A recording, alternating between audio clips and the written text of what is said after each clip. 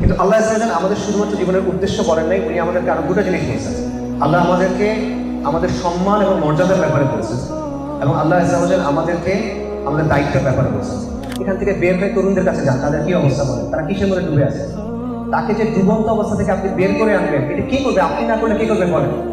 এবং আপনারা পরবর্তীকালে যতগুলো তাজদিদি আন্দোলন দেখেন বা দাওয়াতি আন্দোলন দেখেন, যেটাই বলেন, আপনি দেখবেন এভাবেই তো শুরু হয়েছে, কাউকে না কাউকে কাজটা শুরু করতে হয়েছে। কেউ তো এসে তৈরি করে দেন নাই, আকাশ থেকে তো ছিঁড়ে পড়ে দেয়।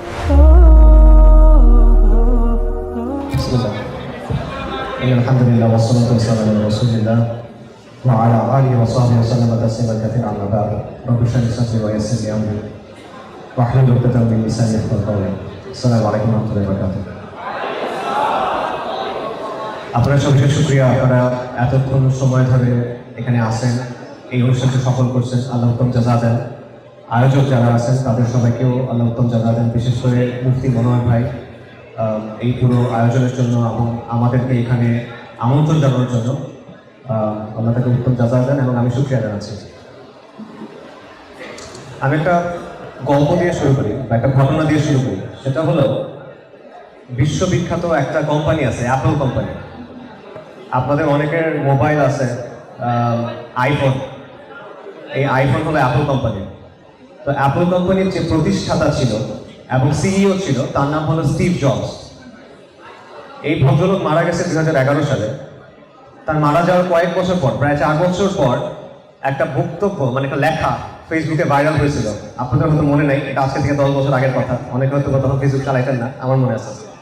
তো এই লেখাটা ভাইরাল হয়েছিল তখন, এবং লেখাটার শিরোনাম ছিল অনেকটা এরকম যে স্টিভ জবসের শেষ চিঠি।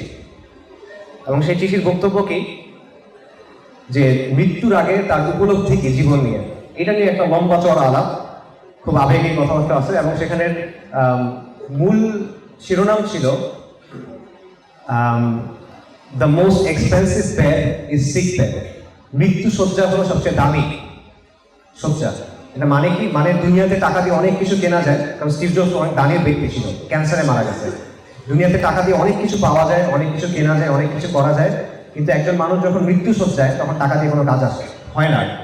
মৃত্যু শয্যায় নিজের যে অবস্থান, এটাতে আরেকজনকে বসানো যায় না, টাকা দিয়ে লাভ নেই। তো এটা হলো আর কি ওই চিঠির বক্তব্য।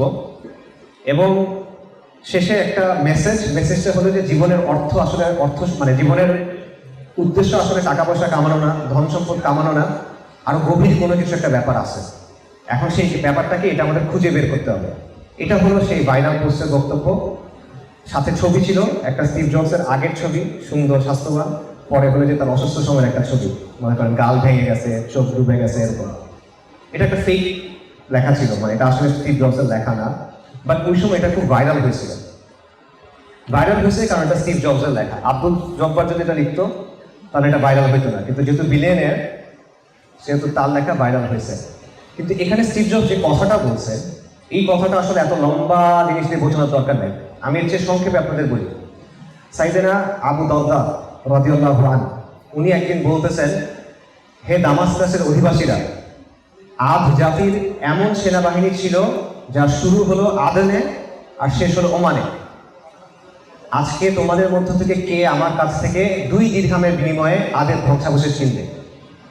অর্থাৎ আদ জাতি এত সমৃদ্ধ ছিল, এত পাওয়ারফুল ছিল, তাদের এত বড় সেনাবাহিনী ছিল, যে সেনাবাহিনীর এক মাথা যদি ইয়েমেনের আদন আদিয়ানে থাকে, তাহলে আরেক মাথা হলো ওমানে। মানে অনেক বড় সেনাবাহিনী, অনেক বড় সাম্রাজ্য। কিন্তু সেটা আজকে নাই, ধ্বংস হয়ে গেছে। আজকে এটার মূল্য কত? কোনো মূল্য নাই। কেউ 2 দিরহামের বিনিময়ে এটা কিনতে চায় না। তার মানে কি, দুনিয়ার যে সমৃদ্ধি, দুনিয়ার যে টাকা পয়সা, ক্ষমতা, এগুলো অস্থায়ী, এগুলো জীবনের মূল অর্থ না। কিন্তু এই কথাটা সাইয়েদনা আবু দারদা রাদিয়াল্লাহু আনহুর কথা যখন আমরা শুনি, ওটা আমাদের উপর অতটা প্রভাব ফেলে না। আমাদের উপর প্রভাব ফেলে বা সমাজের উপর প্রভাব ফেলে স্টিভ জবসের কথা, যদি ওটা ফেক কথা হয়। তো যে কারণে এটাকে শুরু করলাম, যেটা আমার মূল আলোচনার জায়গা, সেটা হলো যে আমাদের জীবনের উদ্দেশ্যটা আসলে কি। মানে আমরা জীবনের কি হইলে আপনি নিজেকে বলবেন যে আমার জীবনটা সফল হয়েছে। এই জায়গাতে আমাদের দেশের বা আমাদের সমাজের কিছু দৃষ্টিভঙ্গি আছে। আমরা ধরে নিই, যেমন মনে করেন একটা নির্দিষ্ট পরিমাণের ইনকাম থাকা, উপার্জন থাকা, কিছু নির্দিষ্ট পরিমাণ কিছু ডিগ্রি থাকা, আপনার জীবনযাত্রার মান একটা নির্দিষ্ট ধরনের হওয়া, এগুলোকে আমরা সফলতা ধরি। তবে পশ্চিমা বিশ্বে এগুলো নিয়ে অনেক তত্ত্ব আছে, তারা অনেক তত্ত্ব বা ব্যাখ্যা দেওয়ার চেষ্টা করছে যে জীবনের উদ্দেশ্যটা আসলে কি, এই নিয়ে তারা অনেক দর্শন দেওয়ার চেষ্টা করছে। মোটা থেকে দুইটা দৃষ্টিভঙ্গি আছে, আমি একটু সংক্ষেপে বলি। প্রথম দৃষ্টিভঙ্গি, এটাকে বলা হয় উপযোগবাদ। শব্দটা কঠিন, অর্থটা সহজ। জীবনের অর্থ হলো, সফলতা হলো আনন্দ। জীবনে আমার যত বেশি সম্ভব আনন্দ পেতে হবে, আর কষ্টকে যত সম্ভব কমাইতে হবে। আনন্দ মানে আনন্দ, যে কোনো ধরনের আনন্দ, শরীরের আনন্দ এটা আনন্দ, অর্থের আনন্দ এটা আনন্দ। নিজেকে খুশি করা, যেই কাজটাতে আমার ভালো লাগে, খাওয়া হইতে পারে, শরীরের সুখ যেগুলো থাকে সেগুলো হতে পারে, এই সবগুলোকে আমি যত বাড়াতে পারবো এটা আমার জন্য তত ভালো। আর যেগুলোতে আমার কষ্ট হয় এগুলোকে আমি যত কমাতে পারবো তত ভালো। ঠিক আছে, সিম্পল উপযোগবাদ, এটাকে হেইডেনের প্রিন্সিপালও বলা হয়, যে আনন্দকে সবচেয়ে বেশি পরিমাণ আনন্দ অর্জন করতে হবে জীবনে, আর কষ্টকে সবচেয়ে বেশি কমাইতে হবে। এটা হলো একটা জিনিস। আরেকটা দৃষ্টিভঙ্গি আছে, এটাকে বলা হয় সেলফ অ্যাকচুয়ালাইজেশন। এটার অর্থটা হলো যে ব্যক্তির নিজের ভেতরে খুঁজে তার সত্যিকারের সত্তাকে খুঁজে বের করতে হবে এবং সেটাকে প্রকাশ করতে হবে। তার নিজের যে পোটেনশিয়াল আছে, তার নিজের মধ্যে যে সম্ভাবনা আছে, সেটাকে তার বাস্তবায়ন করতে হবে এবং এভাবে নিজের জীবনটাকে তার নিজের গড়ে নিতে হবে। কথাবার্তাগুলো খুব অস্পষ্ট, বোঝা যায় না আসলে কি, কিন্তু এরকমই। আপনারা কোয়ান্টাম মেথডের নাম জানেন কিনা? কোয়ান্টাম মেথডের বইয়ে দেখবেন এরকম অনেক কথা আছে যে সেলফ অ্যাকচুয়ালাইজেশন কেমনে করতে হয়, যে আপনার নিজের প্রকৃত সত্তাকে খুঁজে বের করতে হবে, আপনার নিজের আসল আপনি যেটা সেটাকে খুঁজে বের করতে হবে এবং সেটাকে প্রকাশ করতে হবে। এটা হলো জীবনের সফলতা। এটা হলো আরেকটা দৃষ্টিভঙ্গি, যে নিজের অথেন্টিক সেলফ এটাকে প্রকাশ করতে হবে। কিন্তু যেই দুটা জিনিস বললাম, যে নিজের আনন্দকে সর্বোচ্চ পরিমাণ আনন্দ অর্জন করা অথবা সেলফ অ্যাকচুয়ালাইজেশন, দুটো জিনিস আসলে কোন জায়গায় গিয়ে মিলে দেখেন। দুটা জিনিস গিয়ে মেলে ভোগের সাথে, নফসের সাথে। যেমন মনে করেন, একটা মানুষ যখন মনে করে যে ঠিক আছে আজকে আমাদের দেশে আমার নিজের সত্যিকারের সত্তা, আমার নিজের পরিচয়কে আমি নিজে তৈরি করবো, তো মানুষ কি পরিচয় তৈরি করে? আমাদের সামনে অনেক ধরনের পোশাক, অনেক ব্র্যান্ডেড পোশাক, অনেক ধরনের বিনোদন, অনেক ধরনের খেলাধুলা, অনেক ধরনের শখ, অনেক ধরনের ভ্রমণ করা, অনেক ধরনের লাইফস্টাইল প্রেজেন্ট করা হয়। কে প্রেজেন্ট করে? টিভিতে প্রেজেন্ট করা হয়, সিনেমাতে প্রেজেন্ট করা হয়, মিডিয়াতে প্রেজেন্ট করা হয়, এবং আমাকে বলা হয় তুমি এটা করো, এটা করলে তুমি জীবনের মধ্যে একটা অর্থ খুঁজে পাবা। এবং মানুষ সেটা করে। মনে করেন কিছু ছেলে আছে বা অনেক মানুষ আছে যে সে কিছু নির্দিষ্ট ধরনের গান শোনে, এটা তার পরিচয়। সে রক মিউজিক শুনে, তার পরিচয় হলো সে রক মিউজিক শোনে, এটা। কিছু মানুষ আছে তারা অ্যানিমে দেখে, অনেক মানে জাপানিজ কার্টুন দেখে, এইটা তার পরিচয়ের অংশ। কিছু মানুষ আছে সে ওই যে মাদ্রিদিস্তা, মানে সে রিয়াল মাদ্রিদের ফ্যান, সে রিয়াল মাদ্রিদের কোনো খেলা মিস করে না, সে বার্সেলোনার কোনো খেলা মিস করে না, এটা তার পরিচয়ের অংশ। সে কিছু নির্দিষ্ট ব্র্যান্ডের কাপড় পরে, এটা তার পরিচয়ের অংশ, রাইট? কিন্তু দেখেন সে পরিচয়টা বানাচ্ছে কোত্থেকে? কিছু জিনিসপত্র কিনে কিনে। আর এই জিনিসপত্রগুলো যারা আরও আছে, অনেক মানুষ আছে যারা মনে করেন বিভিন্ন সিনেমা বা টিভি সিরিয়ালের ক্যারেক্টার দেখে তার আদলে নিজের চরিত্র গঠন করে, নায়কের মতো করে পোশাক পরে, নায়কের মতো করে কথা বলে, বা ভিলেনের মতো করে নিজের মানে স্টাইলটা সাজায়, কথা বলার, তাকানোর স্টাইল, চুলের স্টাইল, এটসেট্রা এটসেট্রা। এরপর সে মনে করে এটা আমার ইউনিক পরিচয়, এটা আমার অনন্য পরিচয়। অথচ এই জিনিস কিন্তু বানানো হচ্ছে কার জন্য? কোটি কোটি মানুষের জন্য। একটা সিনেমা যখন বানানো হয় কতজন মানুষের জন্য বানানো হয়? শত কোটি মানুষের জন্য। একটা পোশাক যখন বানানো হয় শত শত কোটি মানুষের জন্য এটা বানানো হয়, অর্থাৎ এটা ম্যাস প্রডিউস, বিভিন্ন অসংখ্য মানুষের জন্য তৈরি করা, এবং অসংখ্য মানুষ এই প্রত্যেকটা জিনিস ফলো করতেছে এবং পরে মনে করতেছে যে আমি সবার চেয়ে আলাদা। ঠিক আছে না? ওই একই জিনিস লক্ষ লক্ষ মানুষ দেখে, সেটা সে করে, তারপর করে মনে করে যে হ্যাঁ আমি কিন্তু সবার চেয়ে আলাদা। আমরা দেখবেন যে বাংলাদেশে অনেক মানুষ আছে যে কেউ আমাকে বোঝে না, আমার কষ্টটা কেউ বুঝে না, আমার কষ্টটা সবার চেয়ে আলাদা। না, সবার কষ্টটা সেম আসলে, খুব বেশি আলাদা কিছু না, কিন্তু সে মনে করে সে সবার চেয়ে আলাদা। তো এই জিনিসটা কি হলো, যে আপনি আসলে ভোগের মধ্যে ঢুকে গেছেন, পণ্যর মধ্যে। কিছু জিনিস দিয়ে আপনি চেষ্টা করছেন নিজের একটা পরিচয় বানাতে, কিছু জিনিস দিয়ে আপনি চেষ্টা করছেন নিজের জীবনের একটা অর্থ তৈরি করতে। এবং এটা মানুষ কি করে, যে সে গ্যাজেট কিনে, নতুন ব্র্যান্ডের মোবাইল ফোন কিনতে হবে, আমার জুতা এক রকমের হইতে হবে, আমার পিসিটা এক রকমের হতে হবে, আমার ল্যাপটপ এক রকমের হতে হবে, ইত্যাদি ইত্যাদি কিনতে হয়। নানা জিনিসপত্র কিনে সে চেষ্টা করে তার জীবনের একটা অর্থ তৈরি করার, এবং সাময়িক সময়ের জন্য এটা থেকে আনন্দও দেয়। তার কাছে মনে হয় যে হ্যাঁ আমি মনে হয় কিছু অর্জন করছি। কিন্তু এটা একটা চক্রের মতো, কারণ আপনি যে মোবাইল ফোনটা আজকে কিনছেন 2 বছর পর এটা তো পুরোনো ব্র্যান্ড, তখন এটা আপনার আবার কিনতে হবে, তা না হলে আপনার পরিচয় পুরনো হয়ে যাচ্ছে, রাইট? সো এই জিনিসটা তখন আপনার আবার করতেছে। সো আপনি একটা চক্রের মধ্যে পড়ে গেছেন, এই চক্রে লাভ তার হচ্ছে, যে ব্যবসা করে তার। আপনার আসলে তেমন কোনো লাভ নাই। আর যেটা বললাম যে যার উদ্দেশ্যই হলো নিজের সুখকে বাড়ানো, জীবনের উদ্দেশ্য হলো সুখ বাড়ানো, সে তো সুখের জন্য এটাই করবে, ভোগ করবে, তাই না? আর ভোগ তো আলটিমেটলি জিনিসপত্র দিয়েই হয়, দুনিয়া দিয়ে ভোগ হয়, আর কিছু দিয়ে তো হয় না। সো এরপরে কি হয় যে মানুষ আবার সোশ্যাল মিডিয়াতে দেখায় যে দেখো আমার জীবনটা কত ভালো, চেকিং দেয়, সে মনে করে কোথাও ঘুরতে গেছে, সেই জায়গায় গিয়ে সে বলে যে আমি এই জায়গায় ঘুরতে আসছি, আমরা ওখানে খেতে গেছি, আমরা এই কাপড় কিনছি ইত্যাদি। আপনি দেখবেন যে আমাদের সমাজে তো এখন আত্মহত্যা অনেক বেড়ে গেছে, বিশেষ করে তরুণদের মধ্যে বা 50 বছরের কম বয়সে যারা, যাদের মধ্যে আত্মহত্যা বেড়ে গেছে। আমি এরকম অনেক দেখছি যারা আত্মহত্যা করছে, তাদের ফেসবুক টাইমলাইনে গেলাম, ওটা দেখে মনে হবে সে দুনিয়ার সবচেয়ে সুখী মানুষ, হাস্যোজ্জ্বল ছবি, সে ওখানে গেছে, এই জিনিস কিনছে, অমুক জিনিস করছে, প্রচন্ড সুখী মানুষ, কিন্তু সে আত্মহত্যা করছে কেন? আসলে সে সুখী না, সে একটা মিথ্যা ছবি মানুষকে দেখাচ্ছে, ওইটা করেও সে মনে হচ্ছে এটা তার পরিচয়ের অংশ, তার জীবনটাকে সে এই জায়গায় নিয়ে আসছে, তার জীবনটা একটা মিথ্যা হয়ে গেছে।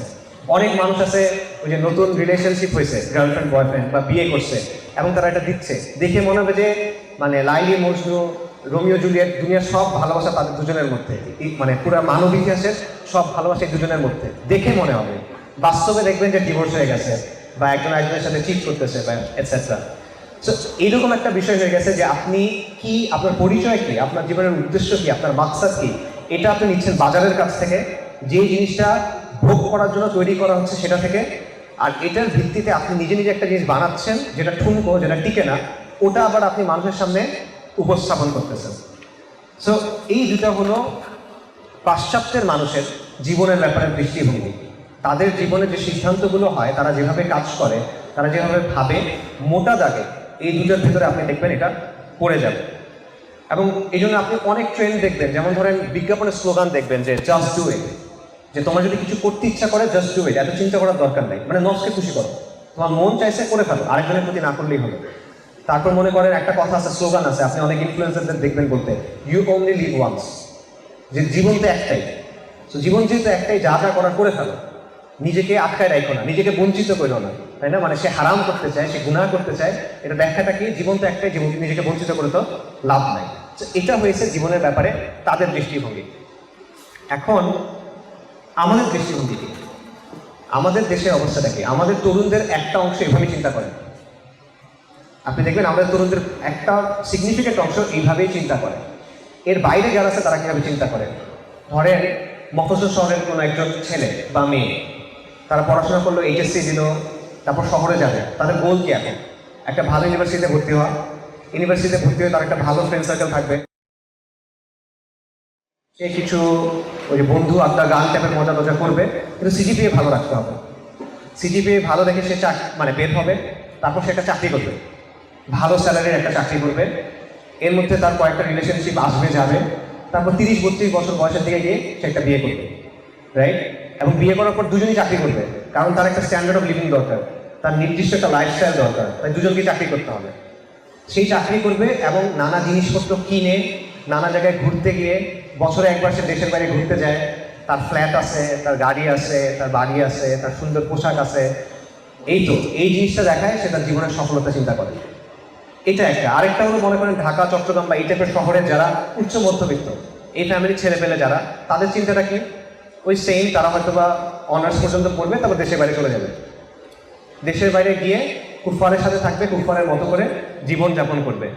এই হলো জীবনের উদ্দেশ্য, জীবনের অর্থ, জীবনের সফলতা। এইটা হলে সে সফল, কিন্তু তাদের হিসাবে। এটা আমাদের দেশের সমাজের অবস্থা, আমাদের বাবা মাদের অবস্থাটা, তারা এভাবে চিন্তা করে কিন্তু, যে একটা ছেলের যদি এই জিনিসপত্রগুলো থাকে বা তার মেয়ের যদি এই বিষয়গুলো থাকে, তারা জীবনে সফল। আমাদেরকে কি বলানো হয় দেখেন, যে লেখাপড়া করে যে গাড়ি ঘোড়া চড়ে সে, মানে লেখাপড়া আপনি কেন করতেছেন বলেন? গাড়ি ঘোড়া চড়ার জন্য। হাসির বিষয় না কিন্তু, দেখেন লেখাপড়া আপনি কিছু বোঝার জন্য করতেছেন না, কিছু জানার জন্য করতেছেন না, গাড়ি ঘোড়া চড়ার জন্য করতেছেন, মানে কেনার জন্য করতেছেন, টাকার জন্য করতেছেন, সম্মানের জন্য করতেছেন, দুনিয়া কামানোর জন্য করতেছেন, রাইট? এইটা হলো আমাদের জীবনের বিষয়। আরেকটা অংশ আছে যারা মনে করে এগুলা কিছুই করে না, সে কি করে? সে হলো হয় ওই কাছে আসা গল্পের মধ্যে থাকে, প্রেম করতেছে, ছাগা খাইতেছে, নেশা করতেছে, অথবা মনে করেন সিনেমার লাইনে ঢুকছে, অথবা গান বাজনা করতেছে, এইসবের মধ্যে। সে ওই লাইনে ঢুকে নাই, কিন্তু সে ওই যে নিজেকে খুশি করা, নিজের নাফসকে খুশি করা, ভোগের যে নাই, সেটা থেকে বের হচ্ছে না। মোটা দাগে এই অবস্থার মধ্যে কিন্তু আমরা আছি, এবং এভাবেই আমাদেরকে বড় করা হয়েছে। যখন কেউ আপনাকে জিজ্ঞেস করে যে বাবা তুমি কি করো, এটা মানে কি বলেন? এটা মানে তুমি কত কামাই করো। তুমি কি করো মানে কি, তুমি কত কামাই করো। কেউ যখন জিজ্ঞেস করে যে তোমার কেমন চলতেছে, কি অবস্থা, মানে তোমার লাইফস্টাইলটা এখন কেমন, তোমার স্ট্যান্ডার্ড অফ লিভিংটা এমন কেমন, তাই না? এবং বাবা মারা কীভাবে চিন্তা করে বা ছেলেরাও কীভাবে চিন্তা করে আমার ডিগ্রিটা এখন কিসের। আচ্ছা, ডিগ্রি ভালো না হলে অ্যাটলিস্ট চাকরিটা ভালো হইতে হবে, তাই তো? চাকরি ভালো হইতে হবে বা কিছু না কিছু করতে হবে। তো এইভাবেই আমরা জীবনকে দেখতেছি, এইভাবে আমরা জীবনকে মাপতেছি, এইভাবে আমরা স্বপ্ন দেখতেছি, এবং আমরা একটা চক্রের মধ্যে আটকায় আছি। আমরা মনে করতেছি যে আমরা অনেক মানে স্বাধীনতা ভোগ করতেছি, আমরা মনে করতেছি আমরা অনেক খুশিতে আছি, কিন্তু এই জীবনটার কোনো অ্যাকচুয়াল কোনো অর্থ আসলে নাই। কারণ আপনি যেমন ধরেন একটা মানুষ 5 লাখ টাকা ইনকাম করে ধরেন, কিন্তু আপনি দেখবেন মাসের 20-25 তারিখ হইতে হইতে তার হয়তো বা 4,90,000 টাকা শেষ বা আরও বেশি শেষ। মানে তার কিন্তু তৃপ্তি নাই, সন্তুষ্টি নাই, তার ছোটাটা বন্ধ হচ্ছে না। কিন্তু সে সকাল 8টা থেকে মনে করেন রাত 10টা পর্যন্ত খাটতেছে, তার হাতে সময় নেয়, এবং প্রতিদিন সে একই কাজ করে যাচ্ছে। সে ঘুমায়, সে খায়, সে বাথরুমে যায়, সে জন্ম দেয়, এবং সে এই যে গরুর মতো কাজ করতে থাকে। এবং সে যখন মারা যাবে এই কাজের ফলাফল কি বলেন? কিচ্ছু না, এটার কোনো ফলাফল নাই। তার উপার্জনের বাইরে এটা লিটারালি আর কোনো সিগনিফিকেন্স নাই। একটা চক্রের মধ্যে আমরা পড়ে আছি। আপনারা একটা ছবি দেখছেন বা ভিডিও দেখছেন অনেক সময়, যে একটা চাকা আছে, চাকার মধ্যে একটা ইঁদুর দৌড়াচ্ছে বা গিনিপিগ দৌড়াচ্ছে। সে কন্টিনিউয়াস দৌড়ায়, কিন্তু সে জায়গা কিন্তু পরিবর্তন হয় না, সে আগাতে পারে না, সে পিছাইতেও পারে না, সে ওই একই জায়গায় দৌড়াচ্ছে। এটা হলো আধুনিক মানুষের অবস্থা, এটা আমাদের সমাজের মানুষের অবস্থা, এটা পশ্চিমা স্বভাবের মানুষের অবস্থা। আপনি একটা চক্রের মধ্যে পড়ে আছেন, যেই চক্র আপনাকে কোনো জায়গায় নিয়ে যাবে ওই জায়গাতে ছাড়া। এবং আমাদের ছোটা যেটা, এটা আসলে বন্ধ হয় না। তো এইটা হলো জীবনের সবচেয়ে বড় লস আমার কাছে মনে হয়। কেন মনে হয়? আল্লাহ সুবহানাহু ওয়া তাআলা কোরআনে বলছেন, বল আসর ইন্নাল ইনসানা লাফি খুসর। আল্লাহ কালের শপথ করে বলতেছেন মানুষ ক্ষতিগ্রস্ত, মানুষ ক্ষতির মধ্যে আছে। মানুষ কেন ক্ষতির মধ্যে আছে? কারণ যে সময়টা তাকে দেয়া হয়েছে এই সময়টা সীমিত। এটা একটাই চান্স, এই সময়টাকে কাজে লাগায় তার নিজেকে আখেরাতে বাঁচাতে হবে। কিন্তু এই সময়টা বেশিরভাগ মানুষই ভুলে থাকে, বেশিরভাগ মানুষ এই সময়টাকে কাজে লাগায় না। বেশিরভাগ মানুষ এই সময়টা কী জন্য খরচ করে? ওই যে নিজের ভোগ বাড়ানোর জন্য, একটা জিনিস কেনার জন্য, স্ট্যান্ডার্ড অফ লিভিং মেইনটেইন করার জন্য। কিন্তু এটা কিন্তু সে তো ওই নাজারটা পাবে না যেটা তার দরকার। তাহলে সে কিসের মধ্যে আছে? ক্ষতির মধ্যে আছে। উলামায়ে কেরাম মুফাসসিররা এটা ব্যাখ্যা করার সময় বলছেন যে আল্লাহ সুবহানাহু ওয়া তাআলা সূরা আসরের আলোচনায় তারা বলছেন যে মনে করেন ব্যাপারটা হলো প্রতিটা দিন হলো একটা ঈদ, যেটা আপনি দুনিয়া থেকে নিয়ে আখিরাতে রাখতেছেন, এবং ওই দিনটা আপনি কীভাবে খরচ করতেছেন সেটার উপর নির্ভর করবে আখিরাতে আপনার বাড়িটা কেমন হবে, কোথায় হবে। আপনার বাড়ি কি জান্নাতে হবে না জাহান্নামে হবে, এটা ওই দিনটা আপনি কীভাবে খরচ করতেছেন তার উপর নির্ভর করে। আপনার সময়টা আপনি কীভাবে খরচ করতেছেন তার উপরে নির্ভর করে। এবং আপনার বাড়ি যদি জান্নাতে হয়, ওটা কেমন বাড়ি হবে, কুড়ে ঘর হবে, এবড়ো খেবড়ো হবে, নাকি আলিশান প্রাসাদ হবে, এটা নির্ভর করতেছে ওই সময়টা আপনি কীভাবে কাজে লাগাচ্ছেন তার উপরে। আরেকটা মিসাল দেন, সেটা হলো যে এখন তো মক্কাতে সব এসি টেসি করে দিছে, অনেক ঠান্ডা পানি সেটায়। আগে এগুলো যখন ছিল না তখন মক্কায় বরফ বিক্রি করতো হাজিদের জন্য। একটা মানে টানা গাড়ির মধ্যে বরফের বড় বড় চাক থাকতো, চাই থাকতো, পানি বিক্রি করতো হাজিদের কাছে বরফ ভেঙে দিয়ে। তো বরফ কিন্তু একটা নির্দিষ্ট সময় থাকবে, তারপর গলে যাবে, মানে গলতে থাকবে, একটা নির্দিষ্ট সময় থাকবে। তো আপনি যদি বড় বরফ নিয়ে বের হন, আপনার একটা নির্দিষ্ট সময়ের মধ্যে এটা বিক্রি করে ফেলতে হবে। এখন আপনি যদি বরফ বিক্রি না করে বসে আছেন, ভালো লাগতেছে না, মন টন ভালো নাই, আমি বসে আছি, তখন কি হবে? বরফ বলতে থাকবে, আপনার ইনকাম কিন্তু আর হচ্ছে না তখন। তার মানে এটা লস। আপনার যে খোরাকি সেটা মক্কার নালার মধ্যে মিশে গেছে। তো জীবনটা এটা বরফের মতো, আপনি এটা যদি কাজে লাগান আপনি আখিরাত কামাই করতে পারবেন, কিন্তু কাজে যদি না লাগান তাহলে কি হবে? এটা ওই যে নালার মধ্যে চলে যাবে। সো এই জায়গা থেকে বর্তমানে আমরা যেভাবে জীবনকে দেখি, যা কিছু আমরা বললাম আমাদের দেশের ব্যাপারে যদি বলি, আমাদের সমাজের ব্যাপারে বা পাশ্চাত্যের সমাজের ব্যাপারে যা কিছু বললাম, তাদের জীবনের ব্যাপারে যে দৃষ্টিভঙ্গি আমাদেরকেও শেখানো হয়, যেটা নিয়ে আমরা বড়ও হয়েছি অনেকে, সেটা ক্ষতি ছাড়া আর কি বলেন? এখানে আপনি ক্ষতি ছাড়া আর কি কামাচ্ছেন বলেন? সো এই জায়গা থেকে আমাদের জীবনের উদ্দেশ্য নিয়ে চিন্তা করা উচিত। জীবনের উদ্দেশ্য কি এটা আল্লাহ তাআলা আমাদের বলে দিয়েছেন। আল্লাহ সুবহানাহু ওয়া তাআলা কোরআনে বলেছেন মামা খালাকুল জিন্না ওয়াল ইনসা ইল্লা লিয়াবুদুন। আল্লাহ জিন এবং মানব জাতিকে সৃষ্টি করেছেন কেবলমাত্র এই জন্য যে তারা আল্লাহর ইবাদত করবে। সূরা যারিয়াতের আয়াত। আল্লাহ আমাদের সৃষ্টি করেছেন তার ইবাদতের জন্য এবং আমলের জন্য। আল্লাহ আমাদের পরীক্ষা করবেন। আল্লাযী খালাকাল মাউতা ওয়াল হায়াতা লিয়াবলুয়াকুম আহসানু আমালা। অর্থাৎ আল্লাহ সুবহানাহু ওয়া তাআলা বলতেছেন যে আল্লাহ মাউত এবং জীবনকে সৃষ্টি করছেন যাতে তিনি পরীক্ষা করতে পারেন তোমাদের মধ্যে কে আমলে উত্তম। এবং এই যে আমল করতেছেন আপনি, এই আমলের একটা হিসাব করা হবে, এই আমলের উপর একটা পরীক্ষা করা হবে। ফামান ইয়া'মাল মিসকালা যাররাতিন খায়রান ইয়ারা ওয়া মান ইয়া'মাল মিসকালা যাররাতিন শাররান ইয়ারা। অর্থাৎ যে অনুপরিমাণ ভালো কাজ করবে সেটা তাকে দেখানো হবে, যে অনুপরিমাণ খারাপ কাজ করবে এটা তাকে দেখানো হবে। এটা হলো জীবনের উদ্দেশ্য, জীবনের বাস্তবতা। আল্লাহ সব বলে দিচ্ছেন। পরীক্ষা আসবে, পরীক্ষার প্রশ্ন কি, পরীক্ষায় কি করলে পাস করতে পারবেন সব বলে দেওয়া হবে। কিন্তু আমরা এগুলো তো জানি, জানার পরও আমরা এটার উপর আমল করি না, আমাদের মধ্যে এটার প্রতিফলন হয় না। এটা কেন হয় না? এটা কেন হয় না এটাও আল্লাহ আযজা ওয়া জাল্লা আমাদের বলছেন, ওয়াল আখিরাতু খায়রুন ওয়া আবকা। কারণ তোমরা দুনিয়ার জীবন থেকে প্রাধান্য দাও। আমরা দুনিয়ার জীবনকে প্রাধান্য দেই, কিন্তু আখিরাতে হলো উৎকৃষ্ট এবং শ্রেষ্ঠ। চিন্তা করে দেখেন, যা কিছু আমি এতক্ষণ বললাম, আপনি আসলে কিসের জন্য ছুটতেছেন বলেন? আপনি কিছু ভোগ করতে চান, বস্তু দুনিয়া। আপনি ক্ষমতা চান, দুনিয়া। আপনি খ্যাতি চান, দুনিয়া, তাই তো? এইটার পিছনে আপনি কন্টিনিউয়াসলি ছুটতেছেন এবং আপনি আখিরাতকে এটার জন্য ডাউনগ্রেড করতেছেন। আপনি এটাকে বেশি প্রাধান্য দিতে গিয়ে আখিরাতের দিকে তাকাচ্ছেন না। কাফেরদের কথা তো বাদই দিলাম, আমাদের জন্য এই অবস্থাটা, এটা আমাদের বাস্তবতা, রাইট? এবং এটা করতে করতে কি অবস্থা, আমরা এই যে নিজেকে খুশি করা, নিজের নফসকে খুশি করা, নিজের ইচ্ছা পূরণ করা, এটাকে আমরা আমাদের জীবনের মানে মূল চালিকা শক্তি বানায় ফেলছি। আমার কাছে এটা করতে ইচ্ছা করতেছে, আমার এটা লাগবে, এটাকে আমার মধ্যে মূল মাপকাঠি বানায় ফেলছি। এবং আল্লাহ আযজা ওয়া জাল্লা বলছেন আফারাইতা মান ইত্তাখাযা ইলাহাহু হাওয়া। তুমি কি তাকে দেখো নাই যে তার হাওয়াকে, তার খেয়াল খুশিকে তার ইলাহ হিসেবে গ্রহণ করছে? আধুনিক মানুষের অবস্থা এটাই, সে তার খেয়াল খুশিকে ইলাহ হিসেবে গ্রহণ করছে। এবং আল্লাহ আযজা ওয়া জাল্লা বলতেছেন যে এটা করে তার অবস্থা গবাদি পশুর চেয়েও খারাপ, যে তার খেয়াল খুশিকে তার ইলাহ হিসেবে গ্রহণ করতেছে বা খেয়াল খুশিকে তার চালিকা শক্তি হিসেবে গ্রহণ করতেছে। অন্যদিকে আধুনিক পৃথিবী আমাকে বলছে এটা তো স্বাধীনতা, ঠিক আছে? কিন্তু এই স্বাধীনতার শেষে কি? এই স্বাধীনতা আপনাকে সন্তুষ্টি দিবে কিনা? নবী সাল্লাল্লাহু আলাইহি ওয়াসাল্লাম একটা হাদিস আছে বুখারী শরীফের।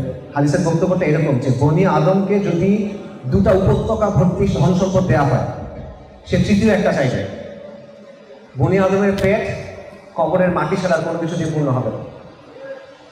অর্থাৎ দুটো উপত্যকা মানে বুঝছেন তো, বিশাল ভ্যালি, মানে এখানে মানে অগণিত সম্পদ, দুটা ভ্যালি, এরকম দুটা উপত্যকা ভর্তি সম্পদ যথেষ্ট না, আমার আরো লাগবে। কারণ মানুষের মধ্যে একটা শূন্যতা আছে যেটা পূরণ হয় না, পূরণ হয় না, পূরণ হয় না। কখন পূরণ হয়? কবরে যাওয়ার পর পূরণ হয়।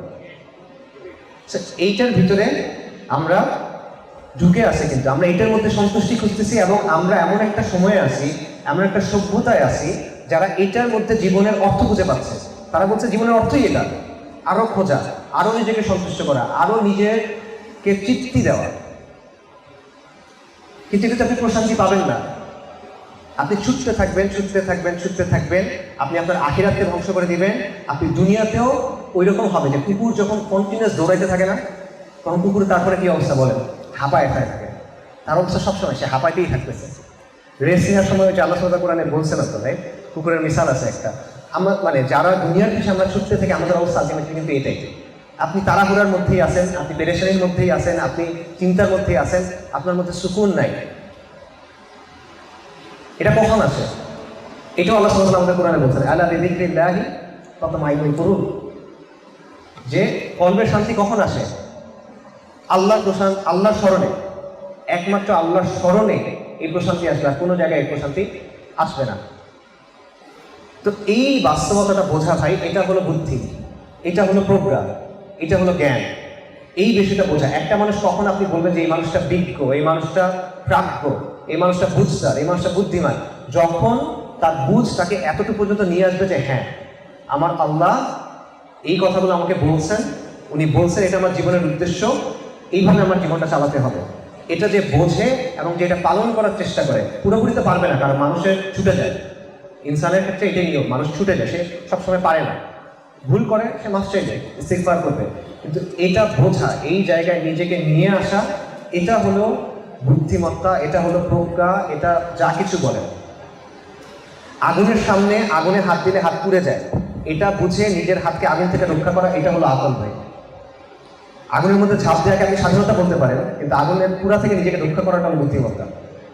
সো এইটা হলো জীবনের উদ্দেশ্য, যেটা আল্লাহ আমাদের বলছেন। কিন্তু আল্লাহ আযza আমাদের শুধুমাত্র জীবনের উদ্দেশ্য বলেন নাই, উনি আমাদেরকে আরো দুটো জিনিস বলছেন। প্রথম জিনিসটা হলো আল্লাহ আমাদেরকে আমাদের সম্মান এবং মর্যাদার ব্যাপারে বলছেন, এবং আল্লাহ আযza আমাদেরকে আমাদের দায়িত্বের ব্যাপারে বলছেন। আল্লাহ সুবহানাহু ওয়া তাআলা বলছেন ওয়াসাখারা লাকুম মা ফিস সামাওয়াতি ওয়া মা ফিল আরদি জামিআন মিনহু, যে আমি আসমানে এবং জমিনে যা আছে সেটা তোমাদের জন্য অধীনস্থ করে দিয়েছি, মানুষের অধীনস্থ করে দেওয়া হয়েছে। এটা অনেক বড় সম্মান।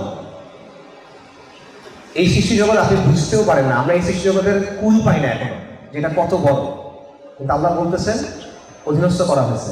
নবী সাল্লাল্লাহু আলাইহি ওয়াসাল্লামের একটা হাদিস আছে মুসলিম শরীফে, যেখানে রাসূলুল্লাহ সাল্লাল্লাহু আলাইহি ওয়াসাল্লাম বলতেছেন যে দুনিয়া হলো একটা চাকচিক্যময় মিষ্টি ফলের মতো আকর্ষণীয়, এবং আল্লাহ এখানে তোমাদেরকে প্রতিনিধি নিযুক্ত করছেন, এবং আল্লাহ দেখতেছেন যে তোমরা কি করো, আল্লাহ দেখছেন তোমরা কি করো, তারপর তিনি আমাদের কিছু বিষয়ে সতর্ক করছেন। এই বিষয়টাকে একটা সম্মানের বিষয় নয়? আল্লাহ আপনাকে অনেক বড় সম্মান দিচ্ছেন, আল্লাহ আপনাকে প্রতিনিধির সম্মান দিচ্ছেন, আল্লাহ আপনার অধীনস্থ করে দিচ্ছেন এমন কিছু বিষয়কে যেগুলোর মাত্রা, যেগুলোর ব্যাপ্তি, যেগুলোর বিশালত্ব আমরা এখন বুঝতে পারি না। মহাবিশ্ব কত বড় আমরা বুঝি না, কিন্তু কিন্তু আল্লাহ বলতেছেন আসমান এবং জমিনে যা আছে আমি তোমাদের অধীনস্থ করে দিচ্ছি। তো এই যে আল্লাহ দিচ্ছেন, এই সম্মানটা দিচ্ছেন, তার সে দায়িত্ব দিচ্ছেন, সেই দায়িত্বটা কি?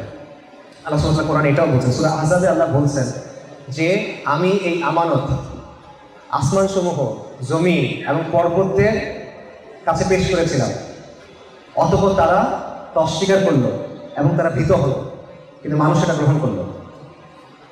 এই আমানা কি? মুফাসসিরগণ, তাবিঈগণ, সাহাবায়ে কেরাম এবং অন্যান্য ইমামগণ, মুফাসসিরগণের বেশিরভাগের মত হলো এখানে আল্লাহ যে বলছেন যে আমি আমানা পেশ করলাম, যেটা পর্বত নেয় নাই, আকাশ নেয় নাই, জমিন নেয় নাই, ভয় পাইছে, মানুষ গ্রহণ করছে, সেই আমানতটা কি? মুফাসসিররা বলছেন আমানতটা হলো শরিয়া। আমানতটা হলো আল্লাহ সুবহানাহু ওয়া তাআলার যে বিধি নিষেধের সমষ্টি, এই সব কিছু মিলে এটা হলো সেই আমানত। আল্লাহ সুবহানাহু ওয়া তাআলা এবং রাসূলুল্লাহ সাল্লাল্লাহু আলাইহি ওয়াসাল্লামের যে আনুগত্য, এই দায়িত্বটা নেওয়া, এটা হলো সেই আমানত। এবং এই আমানত এত ভারী যে আসমান এটা গ্রহণ করতে রাজি না, জমিন এটা গ্রহণ করতে রাজি না, পাহাড় পর্বত এটা গ্রহণ করতে রাজি না, কিন্তু বনি আদমকে এটা গ্রহণ করা হয়েছে, বনি আদম এটা গ্রহণ করছে, বা আদম এটা গ্রহণ করছে আলাইহিস সালাম। সো এই আমানতের কারণে আপনার সম্মান এবং মর্যাদা, মানে এগুলো সব লিঙ্ক, আপনার জীবনের উদ্দেশ্য, আপনার সম্মান এবং মর্যাদা এবং আপনার দায়িত্ব, এই সবগুলা একটা একটার সাথে লিঙ্ক। এটা আমাদের চিন্তা করা দরকার, এবং আমাদের নিজেদেরকে এখন যে প্রশ্ন করা দরকার, যেটা আসলে আপনাদের কাছে আমার মূল কথা বা আপনাদের প্রতি আমার জিজ্ঞাসা বা প্রশ্ন, সেটা হলো এই যে আল্লাহ আপনাকে একটা অবস্থান দিলেন, এই যে আল্লাহ আপনাকে জীবনের ব্যাপারে বুঝটা দিলেন, আপনার জীবনের উদ্দেশ্য এটা, আল্লাহ আপনাকে একটা সম্মানের অবস্থান দিলেন, আল্লাহ আপনাকে একটা দায়িত্ব দিলেন, আমরা ওই দায়িত্ব পালন করতেছি কেন? এই প্রশ্নটা চিন্তা করা, এটা হলো আমাদের চিন্তা করা খুব বেশি জরুরি। আমরা অনেক খুশি থাকি, অনেক সন্তুষ্ট থাকি যে হ্যাঁ আমরা তো প্র্যাকটিসিং, আমরা একটা দিন পালন করছি, আল্লাহ আযজা ওয়া জাল আমাদের উপর দয়া করে, তার রাহমা এটা, তার নিয়ামত এটা, যে আমাদের দিনের কিছু বুঝ দিচ্ছেন। হ্যাঁ, আমি হয়তো বা দাড়ি রাখছি, আমি টুপি পরি, আমি সুন্নতি পোশাক পরার চেষ্টা করি, আমি সাদাকা করি কিছু, আমি সালাত আদায় করি, নিয়মিত সালাত আদায় করি, হারাম থেকে দূরে থাকি, হালাল পালন করার চেষ্টা করি, আমি খুব ভালো মুসলিম। এটা দায়িত্ব পালন করা না, এগুলো দিনের অপরিহার্য অংশ, অবশ্যই এটা দিনের গুরুত্বপূর্ণ অংশ, কিন্তু এখানে আপনি দিনের দায়িত্ব কি পালন করতেছেন বলেন? এটা তো আপনি আপনার নিজের জন্য করতেছেন, এটা তো আপনার আখিরাতের জন্য, তাই না? আপনি নিজেকে রক্ষা করার জন্য করতেছেন, শাস্তি থেকে বাঁচার জন্য করতেছেন, নেকির জন্য করতেছেন। আপনার দায়িত্বটা আপনি কোথায় পালন করতেছেন পুরোপুরি? আয়েশা রাদিয়াল্লাহু আনহা থেকে একটা এরকম বর্ণনা আছে যে সাহাবায়ে কেরাম রাসূলুল্লাহ সাল্লাল্লাহু আলাইহি ওয়াসাল্লাম যখন হাঁটতেন, সাহাবায়ে কেরাম বলতেন যে ওনার সাথে আমাদের তাল মিলাতে কষ্ট হতো, এত দ্রুত হাঁটতেন। এত দ্রুত কেন হাঁটতেন? কারণ ওনার কাজ আছে, ওনার একটা মিশন আছে, ওনার একটা গন্তব্য আছে, ওনার একটা কাজের জন্য দুনিয়াতে আসছেন, এবং ওনার পুরো জীবনটা হলো এই কাজটা করার জন্য। ওনার নষ্ট করার মতো সময় নেই। আমাদের মিশন কি ভাই? আপনার কাজ কি? আপনার গন্তব্য কি? কোন জিনিসটা আপনি করতে চান? প্রত্যেকটা মানুষের সেটা থাকা উচিত। একটা ব্যবসা প্রতিষ্ঠান যখন তৈরি হয়, তারা 50 বছরের প্ল্যান করে। মিশন স্টেটমেন্ট, আগামী 5 বছরের প্ল্যান, আগামী 6 মাসের প্ল্যান, আগামী 10 বছরের প্ল্যান। যখন আপনি চাকরিতে যোগ দেন, আপনাকে বলে যে 10 বছর পর তুমি নিজেকে কোথায় দেখতে চাও? আপনি প্রশ্ন করেন না, চাকরির ইন্টারভিউতে? তা আপনার দিনের ব্যাপারে আপনার মিশন কি ভাই? আপনি 10 বছর পর আল্লাহর সাথে আপনার সম্পর্কের জায়গায় নিজেকে কই দেখতে চান বলেন? আপনি মৃত্যুর আগে আল্লাহর সাথে সম্পর্কের ব্যাপারে নিজেকে কোথায় দেখতে চান? আর আপনি দিনের জন্য কি চান বলেন? দিন ইসলামের জন্য আপনার মিশন কি? এবং এটা তো আপনি যেটা চান, আপনার তামান্না আছে, আমি এটা অস্বীকার করি না, আমাদের সবার তামান্না আছে। আপনারা সবাই দিনের জন্য সবচেয়ে ভালো জিনিস চান, আপনারা দিনের বিজয় চান, আমি সবই জানি এগুলো, আমি এটাকে দ্বিমত করি না, আমি সন্দেহ করি না। কিন্তু এটার জন্য কিছু তো করতে হবে ভাই। তামান্না হলে তো হয় না, তামান্নার জন্য কাজ করতে হয় নাকি? মনে করেন একটা মানুষ, হ্যাঁ আমি নামাজ পড়তে চাই, সে নামাজ পড়ে না, তার তো চেষ্টা করতে হবে। সে ফজরের নামাজ মিস করে, ওকে তার একটা কিছু না কিছু স্টেপস নিতে হবে। হয়তো সে অ্যালার্ম ঘড়ি কিনবে, হয়তো সে 2 জন লোককে ভাড়া করবে, ভাই আমার ফোন দিয়ে বাড়াচ্ছে, ঘুমার জন্য আমি উঠি। কিছু না কিছু তো সে করতে হবে। এটাই তো মিশনের অর্থ, যে আমি কাজটা শুধু চাই না, আমি এটা বাস্তবায়ন করবো। এটা বাস্তবায়ন করার জন্য যা যা করা লাগবে আমি এটা করবো, সেটা করি। আপনার মিশন আগে আছে কিনা সেটা বলেন। তামান্নার মিশন একটা গল্প বলি। একবার কাবা শরীফের সামনে কয়েকজন তরুণ বা কিশোর বসে আছেন, বিখ্যাত ব্যক্তি তারা। কে কে? একজন হলো মুসাব ইবনে জুবায়ের, একজন হলো উরওয়া ইবনে জুবায়ের, জুবায়ের ইবনে আওয়াম রাদিয়াল্লাহু আনহুর ছেলে। 2 জন, আব্দুল মালিক ইবনে মারওয়ান এবং আব্দুল্লাহ ইবনে উমর। তারা বাইতুলের সামনে বসে আছেন। তখন একজন তাদের থেকে বলতেছেন যে আমরা বাইতুলের সামনে আসি, আমরা দোয়া করি, আসেন আমরা সবাই দোয়া করি, নিজের জন্য আমরা চাই, আমরা কি চাই আমরা এটা দোয়া করি, আল্লাহ হয়তো কবুল করবেন। তখন মুসাব ইবনে জুবায়ের বলতেছেন, তিনি 2 জন নারীর নাম বলছেন যে অমুকের কন্যা এবং অমুকের কন্যা, আমি তাদের বিয়ে করতে চাই এবং আমি চাই আমি ইরাকের গভর্নর হব। সবাই বলে আমি। উরওয়া ইবনে জুবায়ের উনি বলতেছেন, আমি চাই আমি মুহাদ্দিস হব, আমি রাসূলুল্লাহ সাল্লাল্লাহু আলাইহি ওয়াসাল্লামের হাদিস শিখবো এবং এটা শেখাবো। সবাই বলে আমি। আব্দুল মালিক ইবনে মারওয়ান তিনি বললেন যে আমি খলিফা হইতে চাই। সবাই বলে আমি। আব্দুল্লাহ ইবনে উমর রাদিয়াল্লাহু আনহু উনি বললেন যে আমি জান্নাত চাই। সবাই বলে আমি। এবং আলহামদুলিল্লাহ তারা সবাই কিন্তু তারা যেটা চাইছেন ওই দোয়া কবুল হয়েছে। কিন্তু এখানে একটা কথা আছে, তারা দোয়া করছেন, দোয়া কবুল হয়েছে, মাঝে কি ছিল ভাই? মাঝে তারা এটার জন্য কাজ করছেন নাকি কাজ করেন নাই? খালি তামান্না ছিল নাকি তারা নিজেরাই তার চাওয়াটাকে বাস্তবায়ন করার জন্য কাজ করছেন? বাস্তবায়ন করার জন্য কাজ করছেন। তো এই বিষয়টা আমাদের বোঝা দরকার যে আমরা ওই কাজগুলো করতেছি কিনা। আমাদের নিজেদের আসলে অনেক বেশি ইমপ্রুভমেন্ট দরকার, অনেক বেশি ইমপ্রুভমেন্ট দরকার। দেখেন, আমরা বলতেছি যে আমরা দিন পালন করার চেষ্টা করতেছি, বা আমরা দিন পালন করার দিনই কমিউনিটি বা তাওহীদবাদী বা প্র্যাকটিসিং মুসলিম এসব বলতেছেন না? আল্লাহ সুবহানাহু ওয়া তাআলা বলেছেন, কুনতুম খায়রা উম্মাতিন উখরিজাত লিন-নাস, তোমরা হলো শ্রেষ্ঠ উম্মাহ যাদেরকে মানব জাতির কল্যাণের জন্য বের করা হয়েছে। এখন আপনি দেখেন, আপনাকে যখন একজন মানুষ দেখে, আপনার আচরণ, আপনার কথা, আপনার কাজ, এটা কি বাকি মানুষদের চেয়ে আলাদা? আপনার মুআমালাত, আপনার লেনদেন, আপনার আদব আখলাক, এটা কি বাকি মানুষের চেয়ে আলাদা কিনা? এটা দেখে কি মানুষের মধ্যে মনে হয় কিনা যে না আসলে এর কাছে আলাদা কিছু একটা আছে, এটা আমার লাগবে, এর কাছে কি আছে, এরকম কেন, এত ভালো লাগছে কেন আমাকে, আমার এই জিনিসটা লাগবে, এটা আছে কেন, এটা আমাদের মধ্যে আছে কিনা? নাকি আমরা সোচের সাথে চলতেছি? বাকি 10টা মানুষ যেমন আমিও তেমন, খালি আমার টুপি আছে, আমার বাকি আছে, লম্বা দাঁড়িয়ে আছে, এটাই। কিন্তু আমার মুআমালাত, আমার আদব, আমার আখলাক, আমার কাজ, আমার দিনের অবস্থা, আল্লাহর সাথে আমার সম্পর্ক, প্রতিটা জায়গায় আমার কোনো বিশেষত্ব নেই। ব্যাপারটা এরকম কিনা? সাহাবায়ে কেরাম, কারণ বেস্ট এক্সাম্পল সাহাবায়ে কেরাম, আম্বিয়া কেরামের পরে আলাইহিস সালাতু ওয়াস সালাম, সাহাবায়ে কেরাম যেখানে গেছে তাদের উপস্থিতির একটা দাওয়াত ছিল। একজন সাহাবী তিনি সিরিয়াতে চলে গেছেন, হামসে বা হেমসে এই শহরে। ওখানে উনি ব্যবসা করতেছেন, দোকান ওনার দোকানে এক ক্রেতা আসছে, খ্রিস্টান ক্রেতা। সে এসে গম কিনতে চাচ্ছে, তোমার কাছে গম আছে, আমি গম কিনবো। সাহাবী বলতেছেন, আমার সামনে একটা দোকান আছে, এই দোকানের মালিকও খ্রিস্টান, সকাল থেকে তার কোনো বিক্রি হচ্ছে না, আমি দেখলাম, আমার আজকে যা বিক্রি হয়েছে এটা দিয়ে আমার পরিবারে চলে যাবে, তুমি ওই দোকানে গিয়ে কিনো। অর্থাৎ খ্রিস্টান ক্রেতা আসছে, সাহাবী তাকে খ্রিস্টান বিক্রেতার কাছে পাঠাইছে, নিজে বিক্রি করেন। খ্রিস্টান ক্রেতা গেল, কিনে আবার আসলো। তখন সাহাবী জিজ্ঞেস করছেন যে তুমি কি তোমার জিনিস পাইছো? আচ্ছা হ্যাঁ আমি পাইছি, কিন্তু আমার আরেকটা জিনিস লাগবে। কি লাগবে? বলে তোমার এই ইমানটা আমার লাগবে, তোমার এই দিনটা আমার লাগবে, আমি তোমার এই দিন গ্রহণ করতে চাই। সাহাবী বলছেন যে তুমি একটু অপেক্ষা করো, একটু আস্তে আস্তে যাও, কারণ এটা দিনের প্রশ্ন, ইমানের প্রশ্ন, হ্রাস করতে হয় না, তাড়াহুড়া করে করো না, তুমি একটু সময় নাও। তাহলে বলছে যে না আমি সময় নিব না, আমার মন সাক্ষী দিচ্ছে যে এই যে আচরণ, তুমি তোমার নবীর সাহাবী, নবীর সাহাবী যদি এরকম হয়, ওই নবী কেমন ছিল, আর নবী যদি এমন হয় তাহলে ওই দিনটা কেমন, এটা আমার লাগবে। তখন সেই লোক ইসলাম গ্রহণ করছে।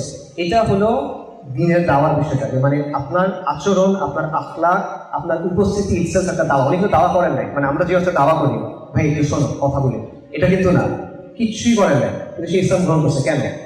কারণ তার মধ্য দিয়ে দিনের যে সৌন্দর্য এটা ফুটে উঠছে। এখন আপনি নিজেকে প্রশ্ন করেন ভাই, আমি নিজেকে প্রশ্ন করি, আপনারা সবাই নিজেকে প্রশ্ন করেন ভাই, আপনি অনেক কথা নিজের জন্য বলতেছেন, আল্লাহ আপনাকে অনেক বুঝ দিচ্ছেন, যেটা আল্লাহ অনেক মানুষকে ধ্যান দেন। আল্লাহ আপনাকে এখানে আসার টপিক দিচ্ছেন, আল্লাহ আপনার অনেক কিছু জানার টপিক দিচ্ছেন, যেটা অনেক বড় বড় মানুষ পায় নাই ভাই। ওটা দিয়ে আপনি কি করলেন? এটা দিয়ে আপনি কি করছেন? এটার কি পরিবর্তন আসছে আপনার মধ্যে? আপনাকে দেখে কি মানুষ দিনের প্রতি আকৃষ্ট হয় না দূরে সরে যায়? আপনার আচরণ দেখে, আপনার আখলাক দেখে, আপনার উপস্থিতি থেকে এটা কি দিনের একটা দাওয়া হিসেবে কাজ করে, নাকি এটা জাস্ট কিছুই না? যদি ওইভাবে আমরা দিনকে গ্রহণ করি, তখন আমাদের কথা, আমাদের কাজ, আমাদের উপস্থিতি প্রত্যেকটা দিনের জন্য একটা খেদমত হয়ে যাবে ইনশাআল্লাহ। কিন্তু এভাবে আমরা করি না, এটা হলো বাস্তবতা। তো এই জায়গাটাতে আমাদের চিন্তা করা দরকার, এবং এই জায়গাটাতে আমরা যে উম্মা নিয়ে ফিকির করি না, উম্মা নিয়ে কষ্ট হয়, আপনার ফিলিস্তিন নিয়ে আপনার কষ্ট হয়, আরাকান নিয়ে আপনার কষ্ট হয়, কাশ্মীর নিয়ে আপনার কষ্ট হয়, উইগুর নিয়ে কষ্ট হয়, রাইট? অবশ্যই কষ্ট তো হবে, ইমানের বিষয়। তো এই জায়গায় আমরা কি করি? আমরা যদি সান্ত্বনা দিই যে হ্যাঁ ইসলাম বিজয়ী হবে, যা কিছুই হোক ইসলাম একদিন বিজয়ী হবে। আজকে ফিলিস্তিনে বনি ইসরায়েলের যারা বংশধর, তারা গণহত্যা চালাচ্ছে পুরো পৃথিবীর সামনে, আমরা তেমন কিছু করতে পারছি না, কিন্তু আমরা জানি যে ইসলাম বিজয়ী হবে। এটা সত্য, মিথ্যা না। নবী সাল্লাল্লাহু আলাইহি ওয়াসাল্লামের অনেক হাদিস আছে, যে হাদিসগুলোতে এমন কিছু বিজয়ের কথা বলা হয়েছে যে বিজয় এখন আমরা দেখি নাই, তার মানে এগুলো পরবর্তীতে আসবে। আমরা জানি যে এই দিন পুরো পৃথিবীতে রাজত্ব করবে, তো ইসলামের তো অবশ্যই বিজয় হবে। কিন্তু প্রশ্নটা ইসলাম বিজয় হওয়া নিয়ে ভাই না, প্রশ্ন যে এই বিজয় আপনার ভূমিকা কি হবে।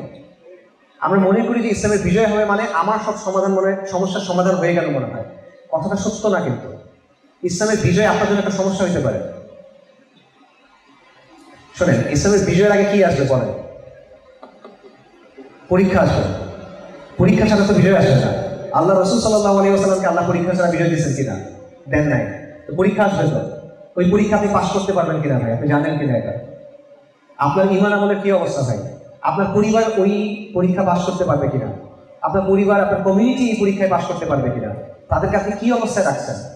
তাদের চোখের সামনে ক্রমাগত কুফর, শের, বিদআত, ফাহিশা, জাহেলিয়াত তাদের মাথায় ঢুকানো হচ্ছে কন্টিনিউয়াসলি।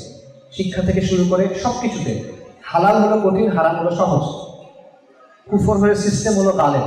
ইসলামের নিজামের কথা বলা হলো অপরাধ। এই সব কিছু হলো বাস্তবতা। তা আপনি কিভাবে মনে করতেছেন যে যখন চূড়ান্ত সংঘাতের সময়টা আসবে, যখন অ্যাকচুয়াল মানে পরীক্ষার সময়টা আসবে, ওই সময় আপনি পাস করে দেবেন?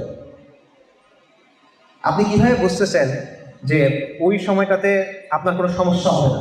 আপনি তো প্রস্তুতি নেন নাই ভাই। ইসলামের বিজয় হয়ে যাবে এটা সত্য, কিন্তু আপনার প্রশ্ন করতে হবে যে বিজয়ের আগে যে পরীক্ষাটা হবে, ওই সময় আমার অবস্থানটা কোথায় হবে? আমি কি হকের দলে থাকবো না আমি বাতিলের দলে থাকবো? আমি কি সবরকারীদের সাথে থাকবো না আমি গাদ্দারদের সাথে থাকবো? আমি কি মুমিনদের সাথে থাকবো না আমি মুনাফিকদের সাথে থাকবো? আপনি অটোমেটিক এটা ভেবে নিয়েন না ভাই যে যখন পরীক্ষা আসছে আপনার হৃদয়ে একটা মানে প্লাবন তৈরি হবে, অটোমেটিক তৈরি হয়ে যাবে। সারা জীবন কোনো কিছুর মধ্যে নাই, আল্লাহ হাদি আসলে আপনি জিহাদ ফিসাবিল্লাহ করবেন, এটা বাস্তবতা না ভাই। সেই পরীক্ষায় বাঁচতে পারবেন কিনা এটা চিন্তা করা জরুরি। সাইদ কুতুব রাহিমাহুল্লাহর একটা খুব সুন্দর কথা আছে। সাইদ কুতুব রাহিমাহুল্লাহ বলতেছেন যে মানুষ বিজয় নিয়ে অনেক চিন্তা করে না, যে দিনের বিজয় কখন আসবে। সাইদ কুতুব বলছেন যে বিজয় মাথার উপর ঝুলে আছে, বিজয় আল্লাহর পক্ষ থেকে মাথার উপর ঝুলে আছে, এটা অপেক্ষা করতেছে কুনের জন্য। আল্লাহ বলবেন কুন ফায়াকুন, হওয়ার হয় হয়ে যাবে, এটা ঝুলে আছে। এটা নিয়ে চিন্তা করার দরকার নেই, ব্যস্ত হওয়ার দরকার নেই। তুমি চিন্তা করো তোমার অবস্থা কি হবে। তুমি চিন্তা করো যে তুমি হকের পক্ষে থাকবে না বাতিলের পক্ষে থাকবে। এই বিষয়টা আমাদের চিন্তা করা দরকার।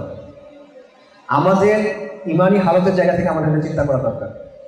আল্লাহর সাথে আমাদের সম্পর্ক কেমন সেই জায়গা থেকে এটা আমাদের চিন্তা করা দরকার।